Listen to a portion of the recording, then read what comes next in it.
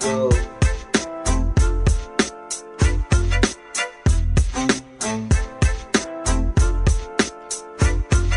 El movimiento siguen todos, muy pocos tienen demencia, haciendo algún delito castigado por la iglesia. La ciudad toma apariencia, aunque por corruptos han subido la sentencia. Hemos tomado la postura, pues solo somos delincuentes. Siempre resistiremos aunque quedemos sin dientes, con la sangre caliente. Expresiones libremente, elocuentemente, simplemente expresamos el talento. Pintar la calle ya no suele ser violento, expresando el sentimiento solo observa. Nuevamente regresamos, aunque nos manden a la verga. Seguimos decorando, correteados por la cura. Hemos sido llamados los guerreros de pintura. Mucho cuesta el aerosol y no me dura, sigo sin dinero. En la calle sobrevive el estilo guerrillero. Pintar la calle, esto no es cosa de moda.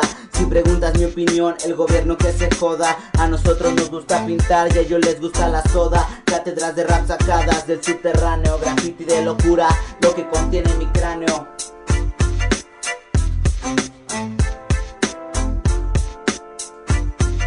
Delito con pasión, el graffiti es afición, modo de expresión, sufriendo discriminación, adicción al arte urbano. El grafitero es tachado por ser marihuano, adrenalina en la calle, como pilas Duracell, saliendo en notas amarillas anunciadas por Pepillo Origel. Pronto sonaré en tu cel, es el germen que contagia. En el charco noches frías que están llenas de nostalgia. Manda a los artistas, en la calle es el murmullo, paredes destruyo, en la medianoche huyo, de los puercos me escabullo. Artistas dementes, pónganse a hacer lo suyo, bardas pintadas, policías en jaque, graffiti de sándwich, no hay nadie que nos desbanque, atacando la pared como un soldado en un tanque, escuadrones de escritores listos para el ataque.